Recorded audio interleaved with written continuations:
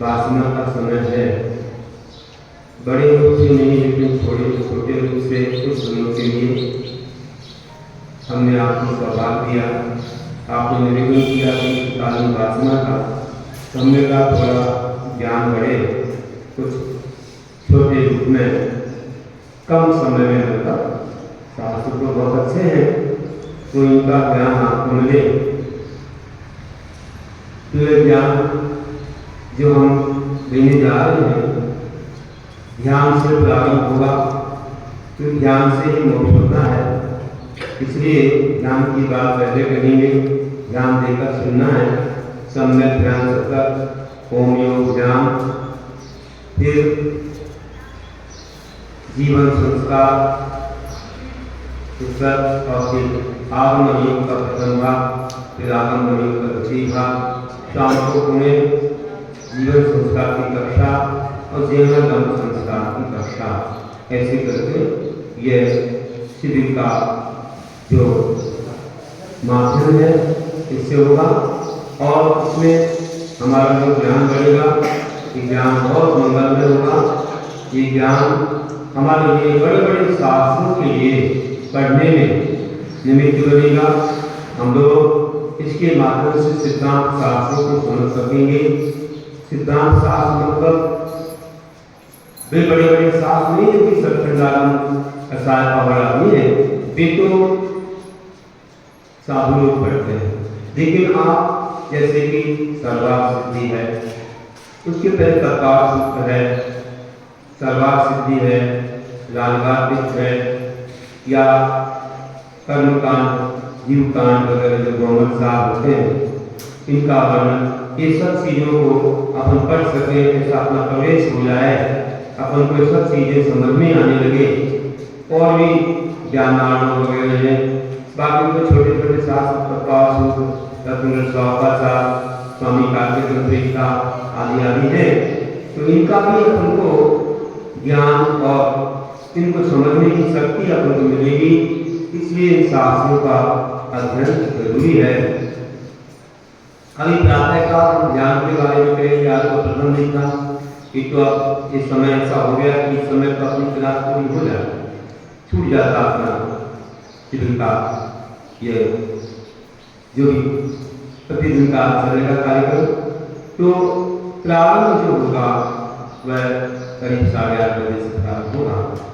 तो आज प्रथम दिन है, अपन मंगलाचरण के रूप में समझेंगे कि मंगल हर एक कार्य में होता है और मंगल करने से सब प्रकार की विघ्न बाधाएं दूर हो जाती है। मंगल शब्द से कहता है मम पापम गल गालपति मंगलम, जो पापों को गलाए उसका नाम मंगल। क्या बोला हमने?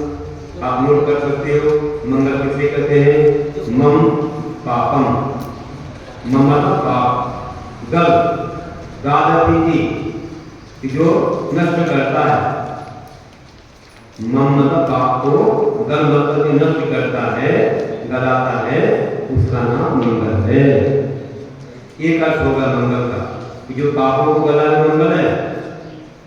अपने से नोट को फेंक कर निकाल दिया लोगों, उसमें आप कर सकते हैं, नोट कर सकते हैं कि मंगल का अर्थ क्या होता है? मम पाप,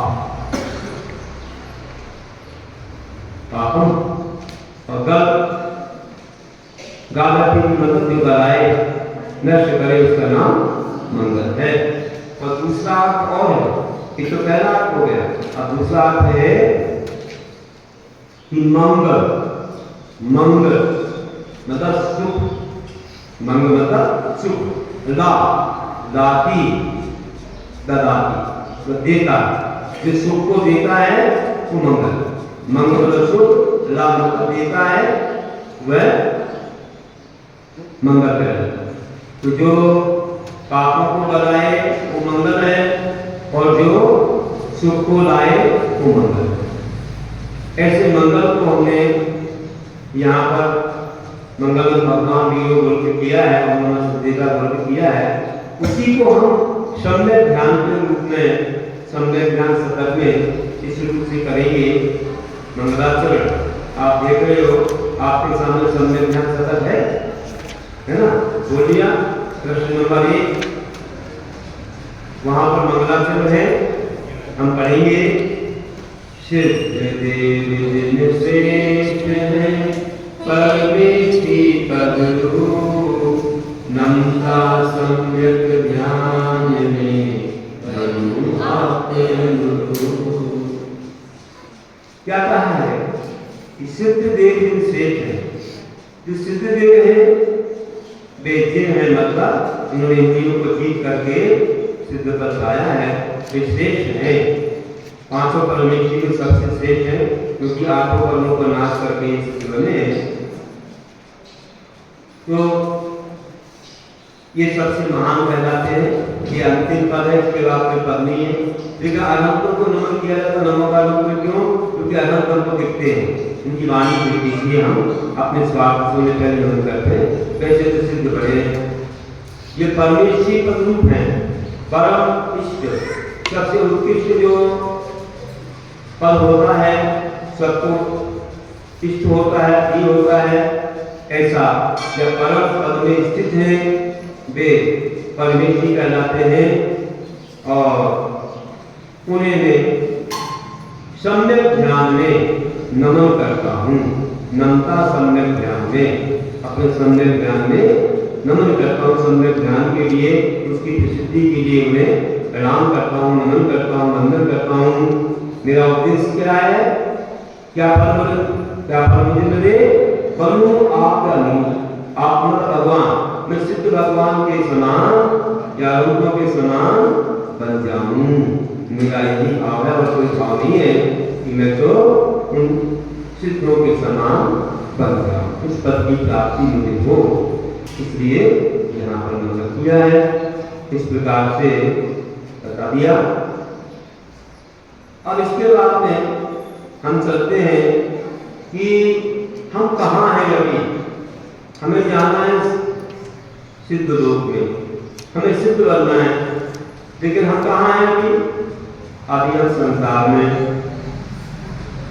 संसार क्या है? ये चारों गतियां हैं, जहाँ मनुष्य, देव, प्रेम और नरक के चारों गतियां होती हैं। इनमें भ्रमण होता है, उसका नाम संसार है। संसर्ग संसारा, चारों गतियां भ्रमण करने का नाम संसार है। है, अनादिकाल से हम कर रहे हैं। तो संसार क्यों होता है?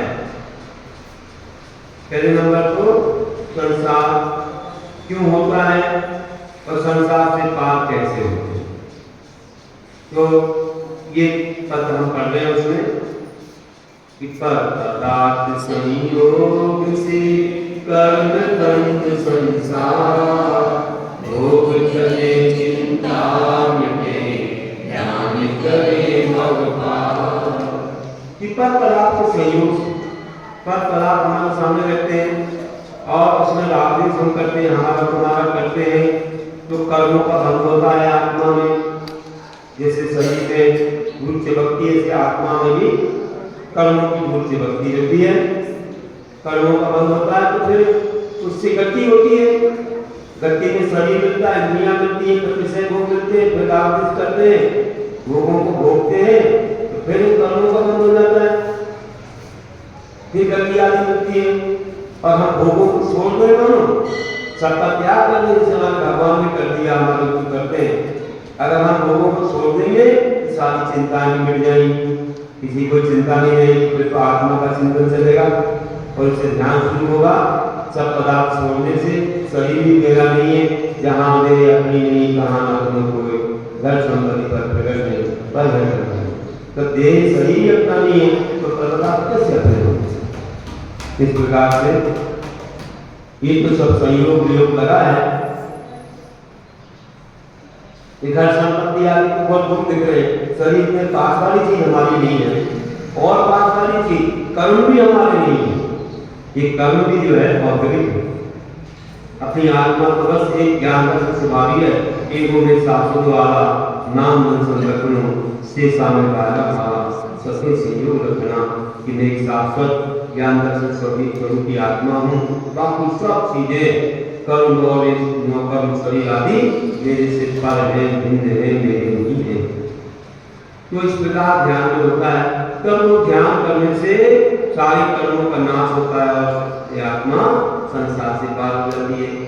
तो संसार में क्या होता रहता है, संसार किसको बोलते हैं? तो देखिए आगे क्या लिखा है कि कर्म बंध गति आगति होते जिसमें काम, चारों गतियों में भ्रमण जिसका भव है नाम। कि कर्म की बंध, कर्म का बंध होता है तो गति होती है, फिर दूसरी गति में ऐसे जाते हैं, फिर दूसरी ऐसे गतियों में जाते जाते और चारों गति भ्रमण होता है, उसी का नाम भाव है। भाव भाव संसारी, भाव मतलब उत्पन्न होना, बार बार जो उत्पन्न होना होता है इस संसार में, उसी का नाम भाव भी है।